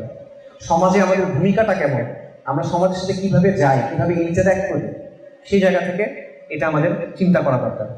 এখন এইখানে ভাইরা একটা কথা বলেন, অভিযোগ করেন যে ভাই আমি তো একা, আমি কি করব, আমার তো পরিবেশ নাই, এই টাইপের একটা কথা তারা বলে। আমি মনে করি এটা আসলে যৌক্তিক অজুহাত না। কেন যৌক্তিক অজুহাত না? কারণ আল্লাহ আযজা ওয়া জাল কোরআনে যখন নবী সাল্লাল্লাহু আলাইহি ওয়াসাল্লাম এবং সাহাবায়ে কেরাম রাদিয়াল্লাহু আনহুম আজমাইন তাদের বর্ণনা দিচ্ছেন সূরা ফাতহ, তখন তিনি বলতেছেন যে তাদের দৃষ্টান্ত হলো এমন চারা গাছের মতো যেখান থেকে কচি পাতা উদ্গত হয়েছে, তারপর শক্ত হয়েছে, অতঃপর পুষ্ট হয়েছে, অতঃপর সেই চারা গাছ স্বীয় কাণ্ডের উপর মজবুত হয়েছে। আল্লাহ সুবহানাহু ওয়া তাআলা বলতেছেন যে তাদের উদাহরণ মানে হলো রাসূলুল্লাহ সাল্লাল্লাহু আলাইহি ওয়াসাল্লাম নিজে কাজটা শুরু করছেন, তিনি চারা লাগাইছেন, এরপর চারাটা বড় হয়েছে, শক্ত হয়েছে। কিভাবে? রাসূলুল্লাহ সাল্লাল্লাহু আলাইহি ওয়াসাল্লাম এবং সাহাবায়ে কেরাম একে অপরকে সহায়তা করার মাধ্যমে, তাদের দৃঢ় এবং মজবুতভাবে তারা যখন একে অপরকে সহায়তা করছেন, এটা তাদেরকে শক্তি দিছে, মজবুতি দিছে, এবং তারা নিজের অবস্থানে শক্ত অবস্থান নিতে পারছেন। যখন একজনের উপর বিপদ হয়েছে সবাই একসাথে আগায় আসছে। কিন্তু শুরুটা তো রাসূলুল্লাহ সাল্লাল্লাহু আলাইহি ওয়াসাল্লাম করছেন, তাকে তো কেউ তৈরি করে দিয়ে যায়, রাইট? এবং আপনারা পরবর্তীকালে যদি যতগুলো তাজদিদি আন্দোলন দেখেন বা দাওয়াতি আন্দোলন দেখেন, যেটাই বলেন, আপনি দেখবেন এভাবেই তো শুরু হয়েছে। কাউকে না কাউকে রাস্তা শুরু করতে হয়েছে, কেউ তো এসে তৈরি করে দেন নাই, আকাশ থেকে তো ছিঁড়ে পড়ে দেয়। এখন আপনি বলবেন যে এটা তো রাসূলুল্লাহ সাল্লাল্লাহু আলাইহি ওয়াসাল্লাম করছে, আমি তো রাসূলুল্লাহ সাল্লাল্লাহু আলাইহি ওয়াসাল্লাম না। কিন্তু এই যুক্তির খণ্ডন আল্লাহ সুবহানাহু ওয়া তাআলা কোরআনে দিয়েছেন। আল্লাহ কি বলছেন? লাকাদ কানা লাকুম ফি রাসূলিল্লাহি উসওয়াতুন হাসানাহ, তোমাদের জন্য সর্বোত্তম আদর্শকে সর্বশ্রেষ্ঠ কার মধ্যে আছে? রাসূলুল্লাহ সাল্লাল্লাহু আলাইহি ওয়াসাল্লামের মধ্যে। এবং আল্লাহ কি বলছেন? ওয়া মান ইয়াতাওয়াক্কাল আলাল্লাহি ফাহুয়া হাসবুহ, যে আল্লাহর উপর তাওয়াক্কুল করে আল্লাহ তার জন্য যথেষ্ট। এবং আমরা জানি যে আল্লাহ কাউকে লা ইউকাল্লিফুল্লাহু নাফসান ইল্লা উসআহা, আল্লাহ কাউকে তার স্বার্থের বেশি বোঝা দেন না, তাই না? ব্যক্তিকেও দেন না, উম্মতকেও দেন নাই। তা আমরা যে অজুহাতগুলো দিচ্ছি এগুলো কিন্তু টিকতেছে না ভাই। তো এই ব্যাপারটা ভাই বোঝাটা খুব জরুরি। আমি শুরু যেটা করছিলাম আবার বলি, আপনার জীবনের উদ্দেশ্য কি আল্লাহ আপনাকে বলছেন, আল্লাহ আপনাকে একটা সম্মানের অবস্থান দিচ্ছেন, আল্লাহ আপনাকে একটা দায়িত্ব দিচ্ছেন। এই দায়িত্ব আপনি পালন করার জন্য কি করতেছেন ভাই? আপনার মিশনটা কি? দিনের জন্য আপনি কি করবেন? আপনি আল্লাহর সাথে এটা ঠিক করছেন কিনা? আল্লাহর সাথে আপনার বোঝাপড়া হয়েছে কিনা? কারণ এই সময়টা চলে যাবে, এই সময়টাই আপনার কাছে আছে। এই সময়টার মধ্য দিয়ে আপনার এমন কিছু অর্জন করতে হবে যেটা দেখায় আপনি আল্লাহর কাছ থেকে নাজাত পাইতে হবে, যেটা দেখায় আপনি বলবেন যে আল্লাহ আমাকে মাফ করে দেন, যেটা দেখায় আপনি জাহান্নাম থেকে রক্ষা পাবেন। সময় এটাই, এর মধ্য দিয়ে আপনার এটা করতে হবে। এটা আমরা চিন্তা করতেছি কিনা? আমার মতে আমরা এটা চিন্তা করি না। আমাদের জীবনের সবচেয়ে গুরুত্বপূর্ণ সময়টা আমরা কি করি? আমরা অর্থহীন তর্কের মধ্যে নষ্ট করি। যারা দিনের বুঝ পায় নাই তারা তো মনে করেন হারামের পিছিয়ে দৌড়ায় নষ্ট করে, নফসের পিছিয়ে দৌড়ায় নষ্ট করে, দুনিয়ার পিছনে ছুটে নষ্ট করে। আল্লাহ যাদেরকে রাহমা করছেন, তাদেরকে নিয়ামত দিচ্ছেন, ইমানের নিয়ামত, হিদায়াতের নিয়ামত, তারা কি করে? তারা ছোট ছোট তর্ক, ছোট ছোট মতবিরোধ, অর্থহীন আড্ডা, অর্থহীন বিষয়, এগুলোর পিছনে সময় নষ্ট করতেছে। অথচ আমাদের সুযোগ ছিল এই দিনের সমর্থনে আগে আসা, আমাদের সুযোগ ছিল এই দিনের জন্য কাজ করা, আমাদের সুযোগ ছিল ইতিহাসের অংশ হওয়া। দেখেন, আমি আপনাদের জাস্ট একটা উদাহরণ দিই। আমাদের যে দেশ, আমাদের যে সমাজ, এখানে অনেক সমস্যা না? আমাদের দেশের মানুষের অনেক পেরেশানি। এখন সবচেয়ে বড় পেরেশানি কি? বা গত কয়েক বছর ধরে যে মানুষের শাসন নিয়ে পেরেশানি, তার মানে দুনিয়াবী নিরাপত্তা নিয়ে, অর্থনীতি, সমাজনীতি, স্থিতিশীলতা, নানা বিষয় নিয়ে তার পেরেশানি, এত পেরেশানি। কিন্তু এবং এই পেরেশানির বিষয়ে চিন্তা করতে করতে সে তার আখিরাতকে ভুলে গেছে, কমপ্লিটলি ভুলে গেছে, নষ্ট করতেছে। সমাজের অবস্থা থেকে স্পষ্ট। এই সবগুলোর সমাধান কিন্তু আল্লাহ আযজা ওয়া জাল্লা আমাদেরকে দিয়েছেন। যখন দিন কায়েম থাকে তখন আখিরাত সংরক্ষিত হয়, দুনিয়াটাও সংরক্ষিত হয়। অনেক প্রমাণ আছে। আমি আপনাদের জাস্ট একটা এক্সাম্পল দিই। উমর রাদিয়াল্লাহু আনহু, তার উমর রাদিয়াল্লাহু আনহু খিলাফতের সময় অসংখ্য এরকম ঘটনা আছে যে শাসনটা আসলে কীরকম হতে পারে এবং এটা কীভাবে সমাজের কল্যাণ নিয়ে আসতে পারে দুনিয়াতে এবং আখিরাতের জন্য। উমর রাদিয়াল্লাহু আনহু তার শাহাদাতের, তার মৃত্যুর 4 দিন আগে উনি বলতেছেন যে আল্লাহ আযজা ওয়া জাল্লা যদি আমাকে হায়াত দেন তাহলে মুসলিম উম্মার প্রত্যেক পরিবারের নারীকে আমি ভাতা দিব, ইয়েমেনের পাহাড়ের বেদুইনকেও আমি বাইতুল মাল থেকে টাকা দেব। এটা উনি বলতেছেন। মদিনাতে একবার কিছু পর্যটক আসছে, বাইরের থেকে মানুষ আসছে, উনি তাদের খেদমত করতে গেছেন, খালিফা, খেদমত করতে গেছেন, সাথে করে কাকে নিয়ে গেছেন? আব্দুর রহমান ইবনে আওফ রাদিয়াল্লাহু আনহু। আব্দুর রহমান ইবনে আওফ রাদিয়াল্লাহু আনহুকে আশারে মুবাশশারার একজন, যাদেরকে জান্নাতের প্রতিশ্রুতি দেওয়া হয়েছে সেই 10 জনের একজন, এবং সাহাবীদের মধ্যে যারা সবচেয়ে ধনী তাদের মধ্যে একজন হলো উসমান রাদিয়াল্লাহু আনহু, একজন হলো আব্দুর রহমান ইবনে আওফ রাদিয়াল্লাহু আনহু, মাল্টিমিলিয়নার। এই লোককে উনি নিয়ে গেছেন, খলিফা আর ধনী ব্যক্তি নিয়ে গেছেন যে এই পর্যটকদের খেদমত করার জন্য। সেখানে গিয়ে এক মা কান্না করতেছে, উনি দেখছেন যে অনেক মানুষ আসছে, এক মহিলা তার বাচ্চা কান্না করতেছে, অনেকক্ষণ কান্না করতেছে। তো ওনারা গিয়ে বললেন যে তোমার বাচ্চার কান্না থামাও। কান্না থামে না, কান্না করতেছে। তাহলে বলে যে তুমি কেমন মা যে তোমার বাচ্চা এতবার কান্না করে?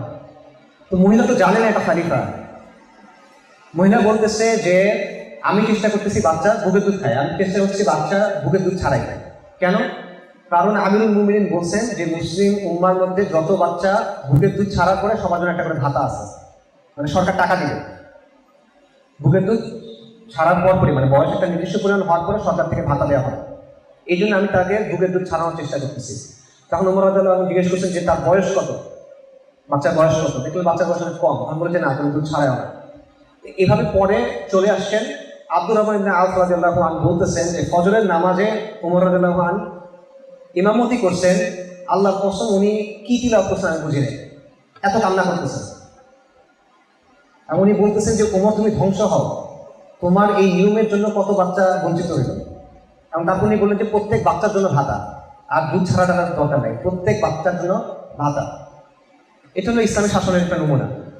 ইসলামী শাসনের সময় শিশুদের জন্য ভাতা ছিল, অন্ধদের জন্য ভাতা ছিল, কর্মহীন মানুষ তাদের জন্য ভাতা ছিল। এমন হয়েছে যে কিছু খ্রিস্টান লোক তাদের কুষ্ঠ হয়েছে, ওমর রাদিয়াল্লাহু আনহু ওনার সময় তাদের জন্য ভাতার ব্যবস্থা করছেন, চিকিৎসার ব্যবস্থা করছেন। যাদের চিকিৎসা হয়েছে তাদের তো চিকিৎসা হইল, যাদের চিকিৎসা হয় নাই তাদের জন্য মৃত্যু পর্যন্ত তারা সেবা করছেন। বিখ্যাত ঘটনা আছে, আপনারা জানেন, এক ইহুদি বৃদ্ধ হয়ে গেছে, তার ব্যাপারে বলতেছেন যে এই লোকের এই অবস্থা কেন, সে এতদিন আমাদেরকে জিজিয়া দিয়েছে, এখন আমরা তার দেখাশোনা করবো না, তার জন্য ভাতার ব্যবস্থা করছেন। এটা হলো জাস্ট একটা স্মল এক্সাম্পল, একটা ছোট এক্সাম্পল যে দিন ইসলামটা কিভাবে আমাদের দুনিয়াটাকে রক্ষা করে, আখিরাতটাকে রক্ষা করে।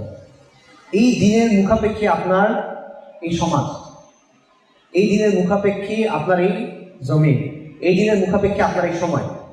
এবং এই দিনটা যে এত ভালো এটা সবাই বুঝতেছে না, এটা বাস্তব। কিন্তু আপনার সমাজের 10টা মানুষকে যে জিজ্ঞেস করেন তারা কিন্তু বুঝে না, তারা কিন্তু বুঝে না যে এটা তাকে সমাধান দিতে পারে।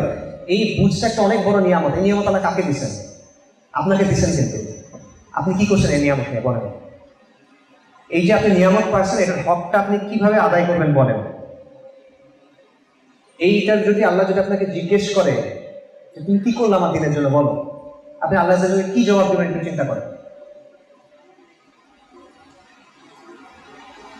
রাসূলুল্লাহ সাল্লাল্লাহু আলাইহি ওয়াসাল্লামের নবুয়তের সময় মক্কায় একটা লোক ছিল, রুকানা ইবনে আবি ইয়াজিদ, মানে খুব রেসলার, মল্লযোদ্ধা বাংলা বলে, মানে রেসলার, কুস্তিগির, এবং তার সাথে কেউ পারে না এরকম। তো রাসূলুল্লাহ সাল্লাল্লাহু আলাইহি ওয়াসাল্লাম তার কাছে গিয়ে দাওয়াত দিয়েছে, রুকানা তুমি ইসলাম গ্রহণ করো। তো এই লোক ধান্দা বাড়াবে, সে ইসলাম গ্রহণ করবে না। সে বলছে যে আচ্ছা ঠিক আছে, আমার সাথে কুস্তি করো, আমাকে হারাতে পারলে আমি ইসলাম গ্রহণ করবো, কারণ তাকে কেউ হারাতে পারে না। রাসূলুল্লাহ বলছেন আসলে হ্যাঁ। তো রাসূলুল্লাহ সাল্লাল্লাহু আলাইহি ওয়াসাল্লাম কিন্তু কুস্তি না, তিনি কুস্তি করছেন এবং ওই লোক হারছে, একবার, দুইবার, তিনবার, কয়েকবার সে হারছে। এবং হারার পর সে অবাক হয়ে গেছে যে কি হচ্ছে। তো রাসূলুল্লাহ বলছেন যে তুমি এটা অবাক হচ্ছ, তুমি যদি আমাদের সাথে থাকো তুমি এর চেয়ে অনেক বেশি বিস্ময়কর জিনিস দেখবা। মানে তুমি যদি দিনের সাথে থাকো তুমি এর চেয়ে অনেক বেশি বিস্ময়কর জিনিস দেখবা। এটা বাস্তবতা। এই দিন তো বিস্ময়কর জিনিস দেখানোর জন্য আসছে। এই দিন কিসরা এবং কায়সারের প্রাসাদ ভেঙে দিচ্ছে না, এই দিন পূর্ব থেকে পশ্চিমে বিস্তৃত হয়েছে না, এই দিন এখনকার সময় ফিরআউন, নমরুদ তাদেরকে পরাজিত করছে না, আমেরিকা পরাজিত হয়েছে না 20 বছর পরে। এই দিন আরো অনেক কিছু দেখাবে। আল্লাহর কসম, এই দিন আপনাকে অনেক বিস্ময়কর জিনিস দেখাবে। আপনি যদি এই দিনের সাথে থাকেন, আপনি যদি এই দিনেরকে নিজের মিশন বানান এবং এটাকে একটা জীবন বানান, আপনি অনেক বিস্ময়কর জিনিস দেখবেন। আল্লাহ আপনাকে দেখাবে। আল্লাহ আপনাকে এখনকার সময় যারা রোম তাদের পরাজয় দেখাবে, আল্লাহ আপনাকে হিন্দুস্তানের বিজয় দেখাবে। আল্লাহ এই উম্মতকে অনেক, এই দিন পুরো দুনিয়াতে কায়েম হবে। এই বিজয়গুলো আল্লাহ আমাদের দেখাবেন, এই প্রজন্মে না হলে পরে দেখাবেন। এবং ইনশাআল্লাহ আমি এটা আসলেই মনে করি আল্লাহ আপনাদের ইতিহাসে সাক্ষী করবেন। কিন্তু আগে তাকবীর দিয়ে না, আগে তাকবীর দিয়ে না। আবার প্রশ্ন শেষ হয় না, এটা আনন্দের কথা, খুব ভালো, ওই যে দিন বিজয়ী হবে। পরের কথায় আসেন, আপনি কি করবেন বলেন? আপনি কি করতেছেন বলেন? আপনার যে যে উম্মা এটা ডুবে যাচ্ছে, তাই না? আপনার উম্মা ডুবে যাচ্ছে। আপনার এইখান থেকে বের হন, এখানে আলহামদুলিল্লাহ আমরা দিনের খুব সুন্দর কথা বলতেছি, এখান থেকে বের হয়ে তরুণদের কাছে যান, তাদের কি অবস্থা বলেন, তারা কিসের মধ্যে ডুবে আছে? তাকে যে ডুবন্ত অবস্থা থেকে আপনি বের করে আনবেন, এটা কি করবে? আপনি না করলে কি করবে বলেন? আল্লাহ এই দেশটা আপনাকে কেন দিলেন? আপনি নষ্ট করতেছেন কেন? এই জিনিস তো মানে আখিরাতে মানুষ হাত কামড়াবে না এগুলোর জন্য। এই জিনিস আল্লাহ আপনাকে দিয়ে দিচ্ছে, মানুষ বলবে যে আমি আমার ফেরত চাই, আমাকে সুযোগ দেন আল্লাহ, ফেরত চাই, তাই না? এটা আল্লাহ আপনাকে দিয়েছেন, আপনি এটা নষ্ট করতেছেন। যে যারা জাহান্নামের দিকে যাচ্ছে তাদেরকে আপনার ঘোরায় আলোর দিকে আনার দরকার ছিল। এই কাজ আপনি করতেছেন কিনা? উম্মত ডুবে যাচ্ছে, তাকে আপনি ফেরত আনতেছেন কিনা? এই কাজ আপনি করতেছেন না তো। স্রোতের টানে আপনার সমাজের মানুষকে আপনি তাওহীদের কথা বলতেছেন কিনা? আপনার ঈমান আমলের অবস্থা এরকম হয়েছে কিনা যাতে আপনার উপস্থিতি, আপনার আচরণ, আপনার আখলাক, আপনার মুআমালাতে প্রত্যেকটা জিনিস দেওয়া হয়? আপনি কি নিজেকে ঈমান আমলের ওই জায়গাতে নেওয়ার চেষ্টা করতেছেন কিনা?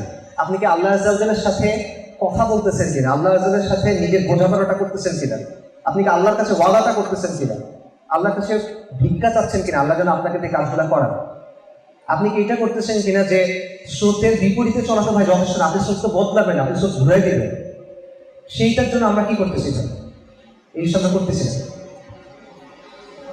কুনতুম খায়রা উম্মাতিন উখরিজাত লিন-নাস, এইটার যোগ্য হওয়ার জন্য কি কাজ আমরা করলাম?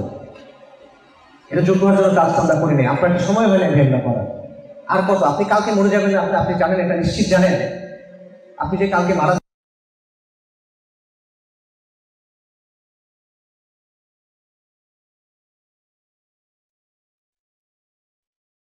আপনি নিশ্চিত জানেন আপনি এটার উপর থাকবেন। আপনি যদি কালকে নিজেকে কবরের মধ্যে আবিষ্কার করেন, আপনি কি জবাব দেবেন? আপনি আখিরাত থেকে আল্লাহ আযজা কি জবাব দেবেন? আল্লাহ সুবহানাহু ওয়া তাআলা কোরআনে বলছেন যে সূরা বাকারাতে যে মুমিনদের মধ্যে কিছু মানুষ আছে তারা নিজেকে আল্লাহর সন্তুষ্টির জন্য বিক্রি করে দেয়। আপনি ওটা হইতে চান না কেন? আমরা এটা হওয়ার চেষ্টা করি না কেন? আল্লাহ সুবহানাহু ওয়া তাআলা বলছেন ইয়া আইয়ুহাল্লাযীনা আমানু কুনু আনসারাল্লাহ, যারা ঈমান আনছে আল্লাহ বলছেন তোমরা যারা ঈমান এনেছো তোমরা আল্লাহর সাহায্যকারী হও। আমরা কেন আল্লাহর সাহায্যকারী হচ্ছি না?